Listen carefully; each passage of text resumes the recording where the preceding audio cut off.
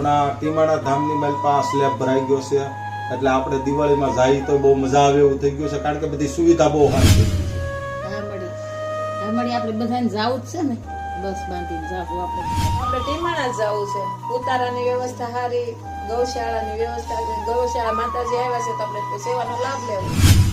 પપ્પા એટલે પણ કાર્ય કરતા આવતા હોય એવું લાગે છે. જય માતાજી. જય માતાજી. આવો, આવો. માતાજી, જય આવો, માતાજી. આવો. કેમ છે, મજામાં ને? મજા આનંદ બેહો. હમણાં આવ્યા અમે તમે ઘરે આવ્યા તમે કઈક વાત કરતા હતા ટીમાણા ધામની વાત તો અમે એ જ વાત કરતા હતા કે દિવાળીમાં આપણે બધા જઈએ ટીમાણા ધામ આ શિખરનું કામ ચાલે છે તો અટાણે આપણે એ માટે અમે બધા વાત થતી હતી.